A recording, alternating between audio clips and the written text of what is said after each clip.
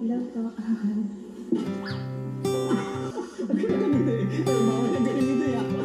Sorry. Ano lang yan? Nakita tayo kay Erica.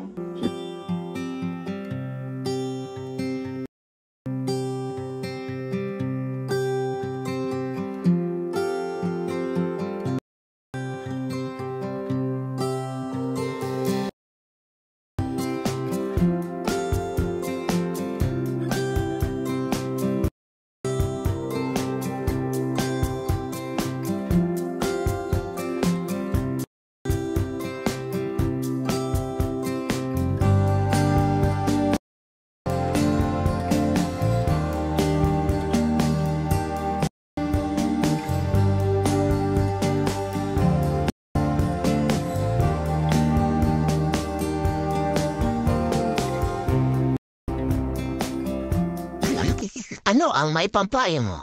Ano yun, Erica? Mapapayo ko na sa'yo, beneficiary ka na. Magsipag ka sa pag-aaral mo. Tutukan mo ang lahat ng... Tutukan na sa pag-aaral, wala mo ng boyfriend. Dahil ang boyfriend, nandiyan lang yun. Di ba na masukan sabi ng katulong. Napakahirap yung sigaw-sigaw ka ng amo. So, mas maganda yung tutukan mo sa pag-aaral. Tungkol naman sa pag-ibig. Ang mapayo ko sa'yo. Huwag ka munang gumitig. Pero kung hiibig ka man at hindi natin mapipigilan ang pagkakataon na dito, mamili ka lang dito sa Kidboys. Pagdating kasi dyan sa magagandang lalaki yung kasamahan ko sa Kidboys, unang-una dyan, pakikilala ko sa iyo si Ito. Sigurado na guys, peace pala sa kalingap itin ko binigay. Sorry sa iyo. Inilala ko pala si Ito. Ganun vibes lang. Good vibes lang tayo. Okay, magalit ka, peace. Ito lang na may good vibes lang. Hindi ito, hindi ba ito seryoso masyado? Pero pwede na rin kay Erica kung gusto mo. Dami kami dyan. Look, pagkamalang na dami. Lahat ng mga sinabi ko, lahat naman yun ay joke. Joke lang. Sabay pa, joke lang. Pag-aaral mo talaga. Malayo pa mararating. Ang pag-ibig at lalaki nandyan ang yan. Meron pa matatapos ka sa pag-aaral, lalaki at pipila sa'yo para sa bukin. Isang tawa nga dyan. Namiss namin yung tawa mo. Thank you. Ay, thank you. Salamat sa inyo. Edrin, community, peace. Salamat po sa pagpayo niyo sa amin. Si Dr. Lau. Yan. Sige. Sino pong pwede dyan? Si Edo siguro? Eds! Ikaw na bro? Ayan, si Eds naman. Bilang kaibigan, bilang kuya din. Siyempre, isa siya sa beneficiaries natin. And madami ka na rin na-witness na natulungan natin na nasa same age na Erica. Pwede mo i-share sa kanya yung mga karanasan natin. Unang-unang kay Rachel. Na pwede mo share sa kanya na ganito ginawa ni Rachel. Kaya naging successful yung pagtulong natin. Ang mas sabi ko lang gusto mo maging successful na isa sa successful na beneficiary.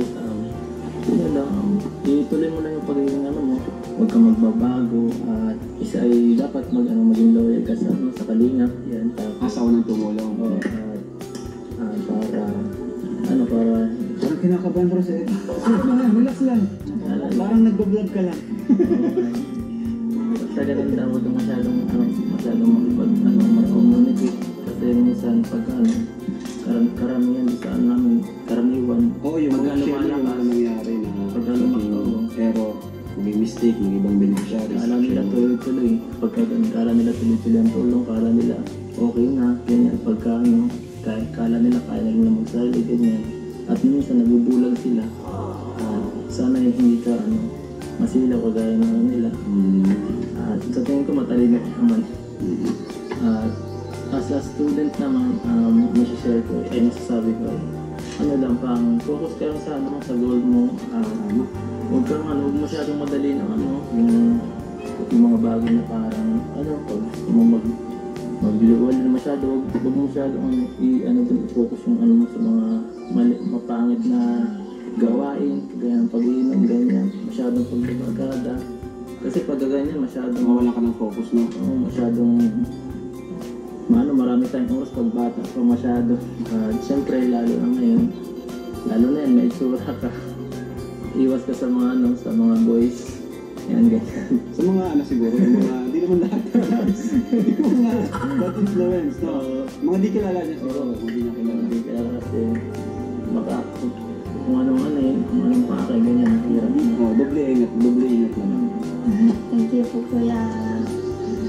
Hindi mo. Kuya Ina. Thank you po sa Salamat, payo. minsan, galing talaga.